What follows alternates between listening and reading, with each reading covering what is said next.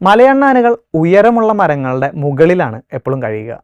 മരങ്ങളുടെ ഉയരമുള്ള കൊമ്പുകളിലാണ് ഇവരുടെ വിശ്രമം. മഴയും തണുപ്പുമുള്ള കാലങ്ങളിൽ കൂട്ടിലും വിശ്രമിക്കും. മരങ്ങളിലൂടെയാണ് ഇവരുടെ സഞ്ചാരം.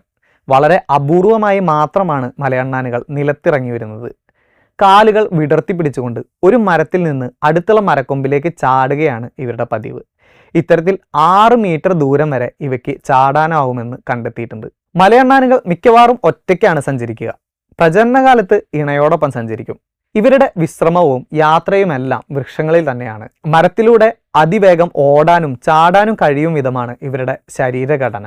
ഉച്ച സമയങ്ങളിൽ മരക്കൊമ്പിൽ വാൽ താഴേക്ക് തൂക്കിയിട്ട് കിടന്നു വിശ്രമിക്കുന്ന മലയണ്ണന്മാരെ കാണാവുന്നതാണ്. തളിരിലകളും മുട്ടുകളും പൂക്കളും കായ്ക്കളും നട്ട്സും വിത്തുകളുമൊക്കെയാണ് മലയണ്ണാനുകളുടെ പ്രധാന ഭക്ഷണം. കാലത്തും വൈകിട്ടുമാണ് ഭക്ഷണം തേടി ഇറങ്ങുക. വെയിൽ മൂക്കുന്ന സമയത്ത് മരച്ചില്ലകളിൽ കിടന്ന് വിശ്രമിക്കുകയും ചെയ്യും. പല്ലുകളും മുൻകാലുകളുമാണ് ഭക്ഷണം കഴിക്കാൻ സഹായിക്കുന്നത്.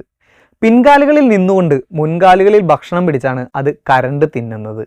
മരച്ചില്ലകളിൽ വാലി തൂങ്ങിക്കിടന്ന് കായ്കളും വിത്തുകളുമെല്ലാം കൈകൊണ്ട് മുറുകെ പിടിച്ച് കരണ്ട് തിന്നുന്നതും കാണാനാവും.